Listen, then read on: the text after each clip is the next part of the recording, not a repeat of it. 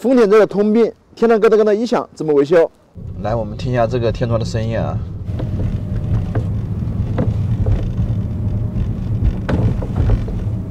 当我们走不平的路，或者是路面比较差的时候，或者速度快一点的时候，它就会有咯噔咯噔的声音。很多人以为这是底盘的声音，经过检查一番呢，发现天窗的问题。当我把这个天窗开一点的时候，让那个天窗支架受点力，它就不响了，它把那个间隙憋住了。所以说这是这个车的通病，这个系列都有这个问题。我们先把那个天窗的玻璃拆下来，看到那个支架有没有松旷的位置，这第一步检查，看能不能发现问题。这天窗有4颗螺丝固定。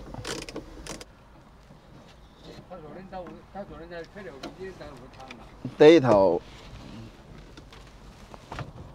一气呵成，是不是声音呢？我这么出来看一看，瞧一瞧。要回味看一下。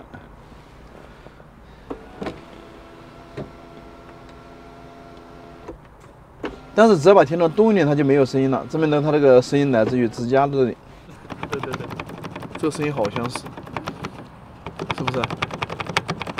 应该就这个支架响的。把这个间隙消除就 OK 了呀。我现在想了个办法，用卡子卡进去，让这间隙变小就 OK 了。行动。你拍我，拍给别美女干嘛？是乱拍。重点搞错了。你的片子啥时候你是重点的？这里间隙过大着，然后我想把这个卡扣这样插进去。那能固定住吗？可以啊，我先把它修复一下。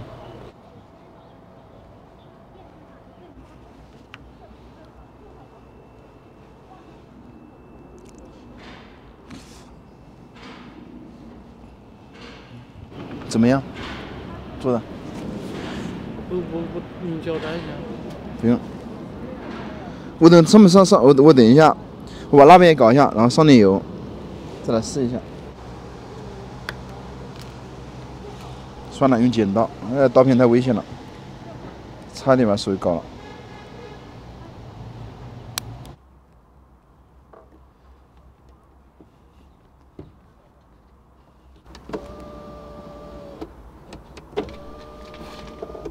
有没有影响？好像没影响。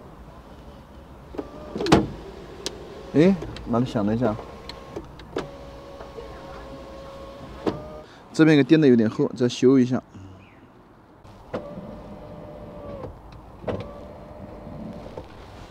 把那个黄油找到，我给你打点黄油，那个白黄油找到。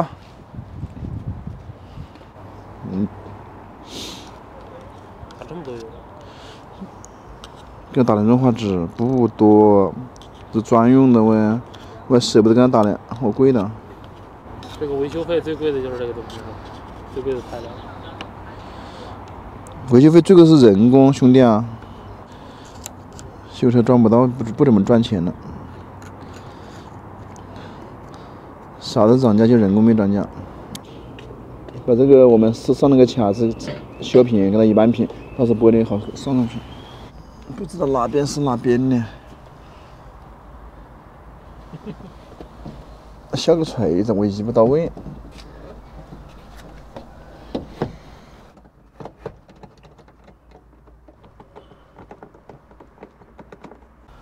我们把这个玻璃上去的时候，一定要把这个玻璃的4个角调平。调不平会咋着？调平影响美观的，影响开动的时候影响它那个呀，它以后说不定会插那个车顶了。进水是靠那个天窗管漏水啊，也有可能会进水。调平美观一点嘛。那怪不得了，我的天窗就有点进水。那是你自己搞的，不能怪别人了。是我自己搞的。自己搞技术不到位吧？没有出修理费的，肯定会不是蛮到位啊。我以为这个东西放上去它就是平的。什么都是你以为，修车的时候不要说你以为，要以事实为准。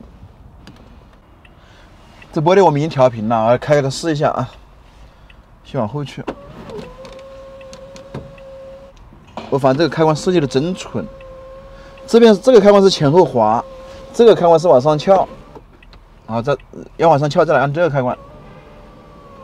就你聪明。不是我聪明，我觉得这样不人性化吗 ？OK， 出去试车。不响了。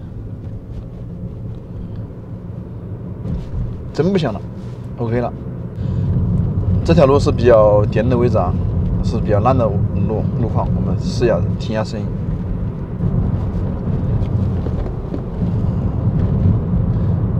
一点声音都没有了，安静的很，这地方。兄弟们，这个车就修好了啊。然后这种情况在很多丰田系中全有，凯美瑞、卡罗拉、威驰，包括那个锐志都有这种情况。如果动手能力强的兄弟，可以自己学的我的，这样可以搞一搞。你可以用卡扣，也可以用那种铜丝，都可以，只要把那个间隙填充就可以了。但是不要用铁丝，铁丝可能会生锈。开丰田的老板们，你们学会了没有？如果喜欢老丁这期节目，给老丁点个加号啊！